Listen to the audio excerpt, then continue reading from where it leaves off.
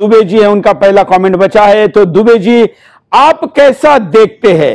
आप पांचवा दिन अभी करीब करीब गुजर चुका है और दुनिया भर में हो हल्ला हो रहा है और पूरी प्रक्रिया जो हो रही है उस पर आपकी पहली प्रतिक्रिया? देखिए, मेरा मानना यह है, शैलेंद्र जी जो भी कह रहे थे कि सऊदीया एक लिबरल व्यू अपना रहा है या दूसरे कह रहे हैं, इस्लाम को पहले समझने की आवश्यकता है। एक तो इस्लाम सीधा सीधा ये है कि मौत से जिंदगी शुरू होती है, इसलिए किसी को मारकर या मरकर वो फर्क नहीं पड़ता। और उनके लिए ये है नहीं, जो हमारा ह्यूमन व्यू ह्यूमन नेचर है ना, वो उनके लिए है नहीं, ये उनकी फिलॉसफी नहीं है, उनकी शुरुआत ही यहां से नहीं होती। वो कहते हैं मरने के बाद हमारी जिंदगी शुरू होती है, एक बात। दूसरी बात ये है कि जो 72 फिरके हैं ना, उनमें शफी मुसलमान, बड़े ध्यान से उसको समझने की कोशिश हम लोग करेंगे। शफी मुसलमानों का ये एरिया है, और शफी जो है वो सऊदी अरेबिया शफी नहीं है, क्योंकि ये फिरके आपस में लड़ रहे हैं।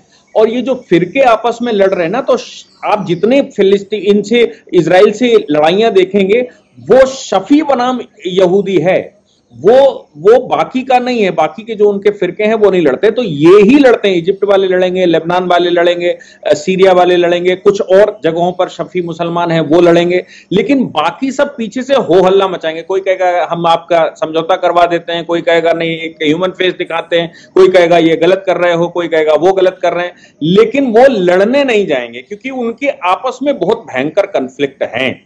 अब ये जो बात यहां पर मुसलमान की कही जा रही है, वो हमारे यहां, मैं हिंदुस्तान खित्ते की बात कर रहा हूं, हिंदुस्तान, पाकिस्तान, बांग्लादेश और ये जो एरिया है, ये एरिया के जो मुस्लिम है ना, इसको अगर आप अरेबियन भाषा में देखेंगे तो इनको मवाली कहते हैं। वो आपको मुसलमानों की जो 5 कैटेगरी हैं उसमें अरेबियन पहले नंबर पर आता है, दूसरे नंबर पर मवाली आता है।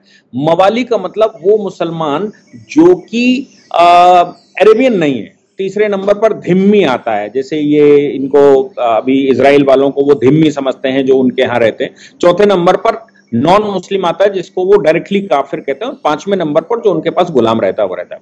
तो ये जो हमारे यहाँ का मुस्लिम है, ये अरेबियन मुस्लिम नहीं है, इसलिए इसको वो स्टेटस प्राप्त नहीं है। और वो स्टेटस प्राप्त नहीं है इसलिए, और चूंकि कन्वर्टेड है और इसको ये मालूम नहीं है कि इसका कन्वर्जन किसने करवाया है, इसलिए इसको इस्लाम के वो जो फिरके हैं और इस्लाम की जो जटिलताएं हैं उसके विषय में इसको बहुत नॉलेज नहीं है।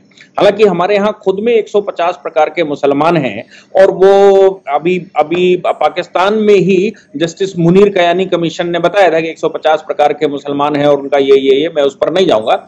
लेकिन ये जो फिलॉसफी है उनकी कि साहब हम मरकर ही शुरू होते हैं, वो फिलॉसफी यहां पर लागू होती है। इसलिए ह्यूमन नेचर अगर कहीं पर आया है इस्लाम का, तो वो इसलिए आया है क्योंकि वो शफी मुसलमान है, वो बहावी नहीं है। ये सऊदी अरेबिया बहावियों की बात करते हैं, वो हनफी नहीं है, वो मलकी नहीं है, वो हनबली नहीं है, और बाकी के वो इमामी नहीं है। कुल मिलाकर इसलिए ये सिस्टम, ये जो बात है वो निकल कर आ रही है। उसकी गहराई में जब हम जाएंगे तो पता लग जाएगा।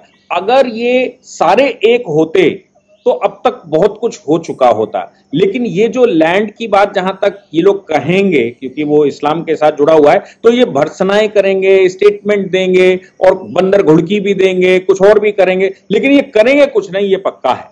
इसलिए मुझे लगता है कि यहां पर उसकी गहराई में, फिरकों की गहराई में जाकर अगर इसको देखेंगे तो तस्वीर एकदम क्लियर हो जाएगी कि क्यों ये अरेबियन कंट्री अलग अलग तरह के बयान दे रहे हैं। और फाइनली ये इनमें से बहुत बड़ा तबका ऐसा है जो कि इजराइल के साथ मित्रता कर लेता है, ज्वाइंट अभ्यास करता है, उनसे हथियार खरीदता है, उनके यहाँ अपने जो उनके डिप्लोमेट्स हैं वो चालू कर देता है, और सब कुछ उनके यहाँ चलता है।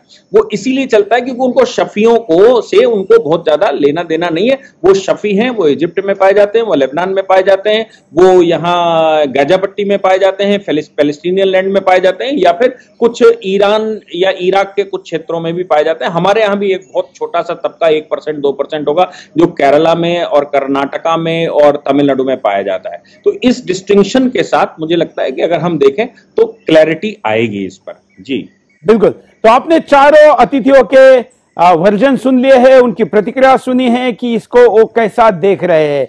आज आज आरिफ भाई के पास चलते हैं। आरिफ जी, लंदन में बहुत प्रदर्शन हो रहे, खास करके यूरोप में बहुत प्रदर्शन हो रहे, वैसे हो तो बाकी भी जगह रहे, लेकिन यूरोप में होना और लंदन में यह होना, लंदन की सरकार की भूमिका इजराइल के साथ है, लेकिन वहां पर जो गद्दार है वो भी है। हिंदुस्तान में भी ऐसे हो रहा है। हिंदुस्तान में भी मुझे लगता है कि जुम्मा का जो दिन है पूरे दुनिया भर में वो बड़ा क्रिटिकल हो सकता है। तो आप इसे कैसा देखते हैं?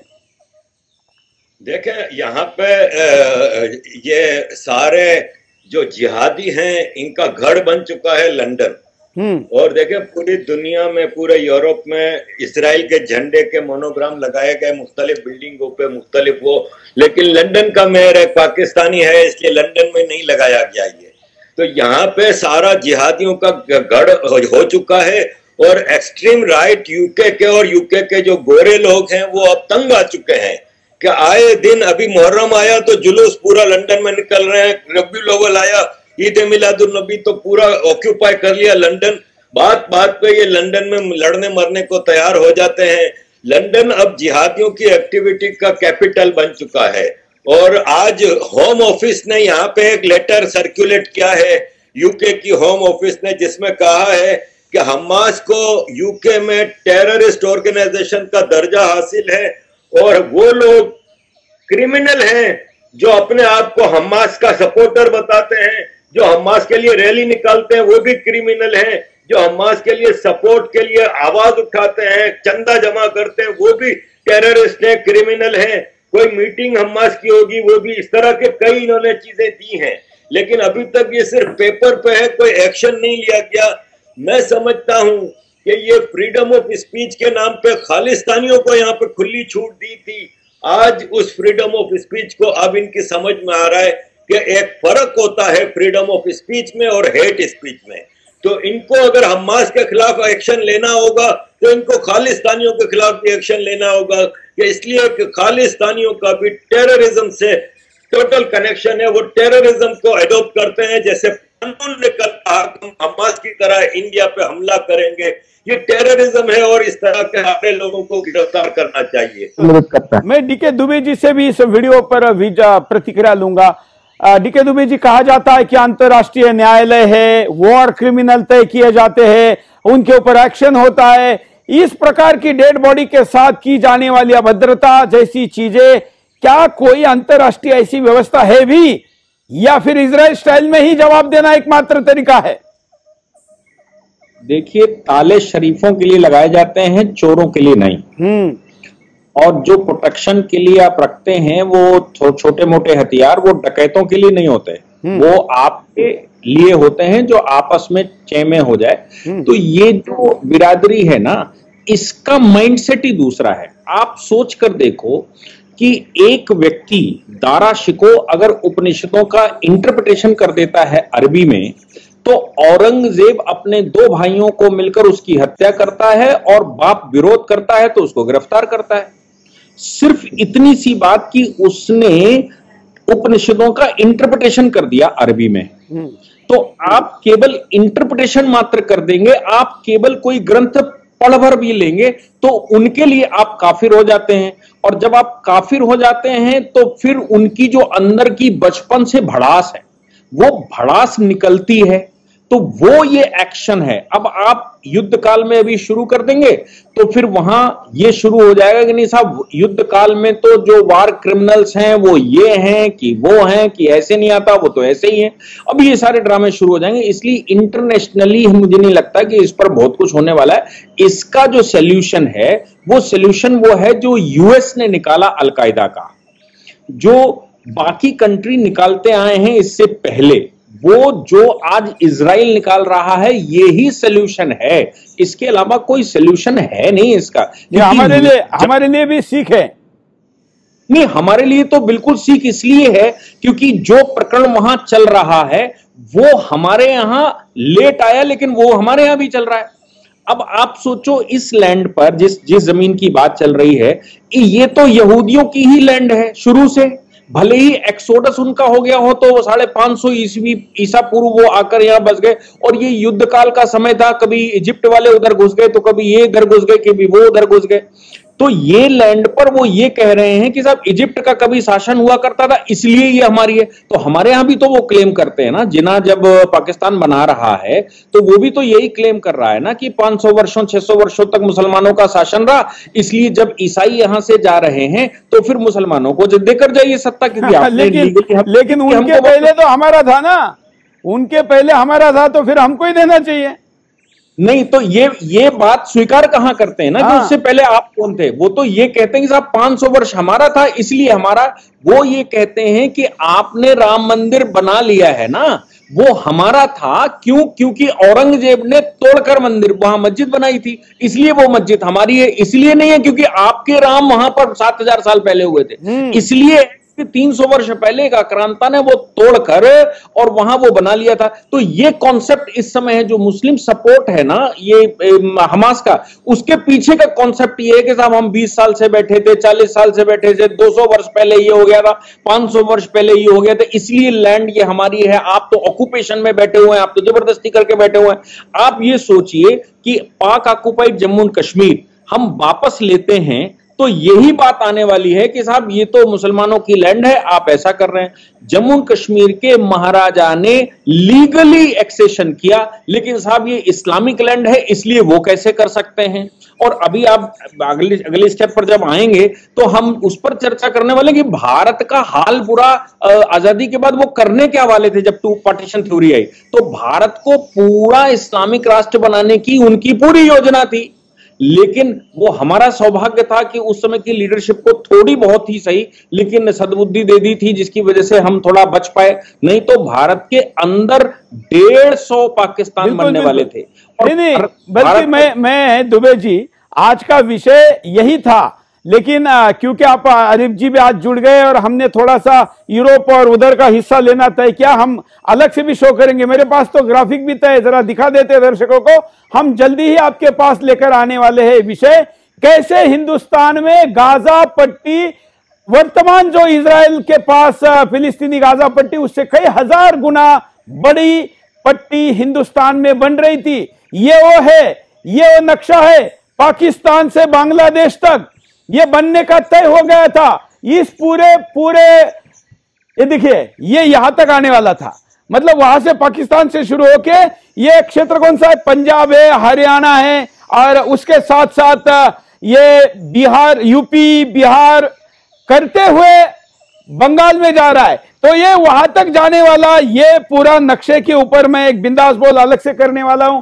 दुबे जी को आज उसी के लिए एक्चुअली हमको बात करनी थी, लेकिन आज हमने दूसरे अपडेट पर जोर दिया है। हम जल्दी आपके सामने लेकर आने वाले हैं और मैं ये भी दिखाने वाला हूं कि पाकिस्तान से बांग्लादेश जाने वाला कॉरिडोर बनाने वाले गांधी और आज का गाजा, इसका तारतम्य साम्य क्या है और वो गोडसे ने कैसे रोका, अलग से बात करेंगे। लेकिन ये चर्चा का विषय आज का था, हमने ये बात कही थी, लेकिन आज क्योंकि समय की भी कमी है और हम एक विषय को आज पूरे विस्तार से करना चाहते हैं तो इस विषय को पुनः करेंगे। दुबे जी, इसके साथ ही हम ये दिखा रहे हैं कि भले ही गांधी तब पाकिस्तान को ये दे नहीं पाए, लेकिन इसी बेल्ट पर कैसे जिले मुस्लिम होते जा रहे हैं, कैसे ये बेल्ट हरा होता जा रहा है और बल्कि उससे भी बड़ा आकार लेते हुए ये बंगाल तक जाने की योजना है। जनसंख्या के सबूत के साथ हम इसको दिखाने वाले, आप कंटिन्यू करिए।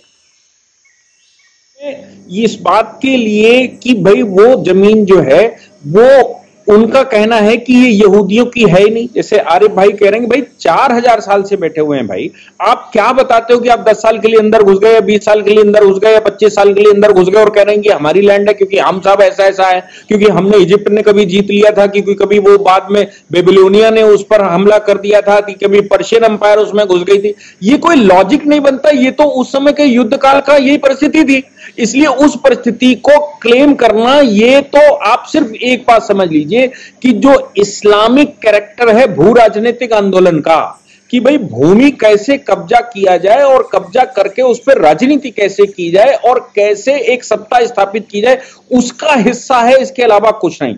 बाकी के मुसलमान का जो सेंटिमेंट है वो सेंटिमेंट तो सिर्फ एक चीज से वो जोड़ते हैं, कहते हैं भैया इस्लाम आप ऐसा कहता था और आप इस्लामिक हैं इसलिए आपको ऐसा कहना है। उसको कोई मतलब नहीं है कि ह्यूमन राइट क्या कहता है, उसको कोई मतलब नहीं है कि महिलाओं की दशा क्या है, उसको कोई मतलब नहीं कि बच्चों के ऊपर सूजू की जा रही है।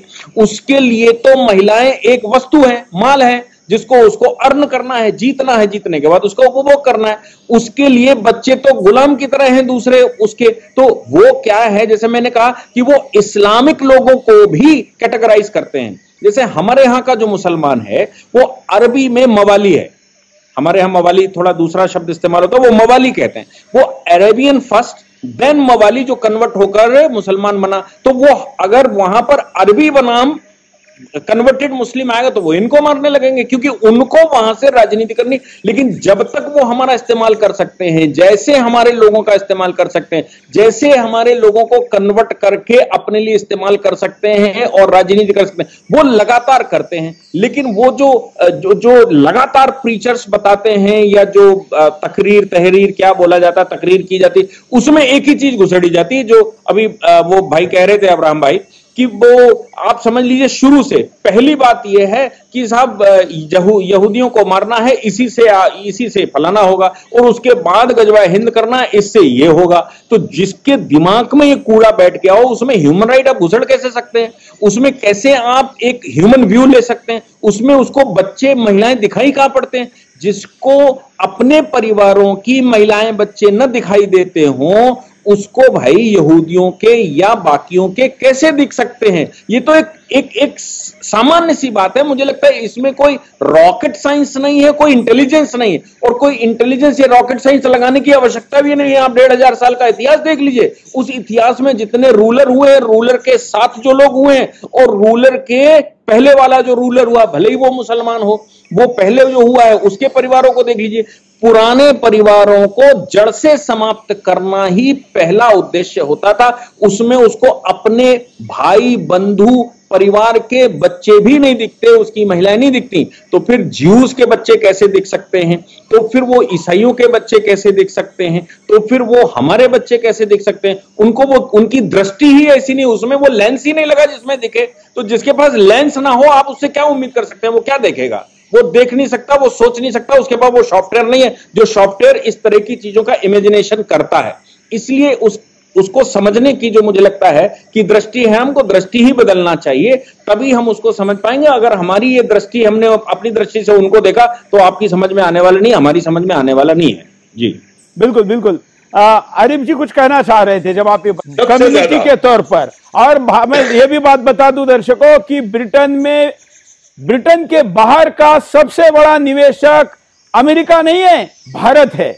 मैं पुनः दोहराता हूं, ब्रिटेन देश में ब्रिटेन के बाहर का निवेशक कोई अगर एक देश सबसे बड़ा है तो भारत है। भारतीय कंपनी इतना पैसा वहां पर लगाती है।